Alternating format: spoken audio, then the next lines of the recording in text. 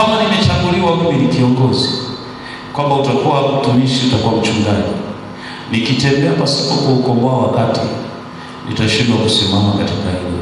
Bwana Yesu asifiwe sana. Kama Mungu amenichagua niwe, amenijua tangu asili, akanichagua, akasema utakuwa tajiri fulani.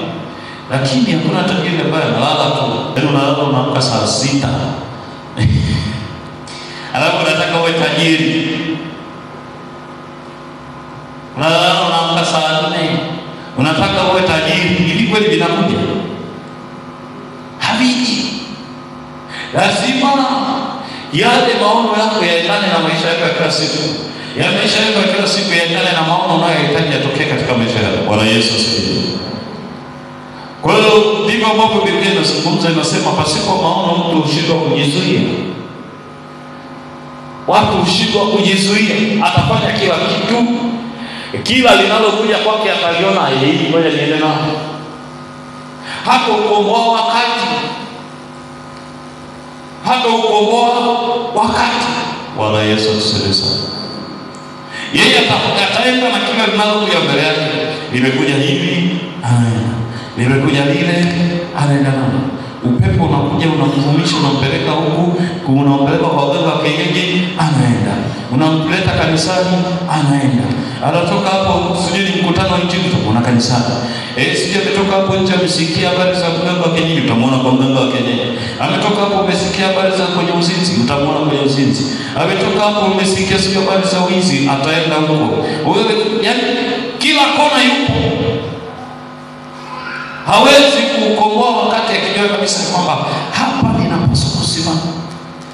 Tena hizo nyakati ni za uongo. Kisoma kwenye kitabu kile cha Ufunuo sura ya 12 mstari wa 12 inazungumza vizuri.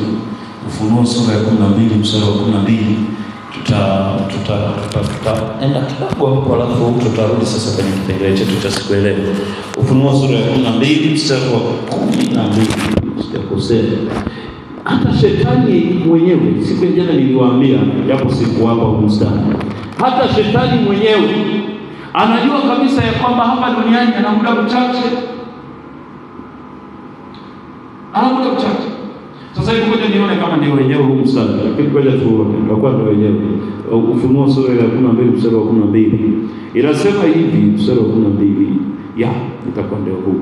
Anasema hivi, kwa hiyo shangilieni enyi mbingu, nanyi mkaao humo. Haya, twende hiyo hiyo ndio yenyewe sasa. Ole wa nchi na bahari, kwa maana yule ibilisi ameshuka kwenu mwenye ghadhabu nyingi, akijua ya kuwa ana wakati mchache tu. Ana wakati mchache tu.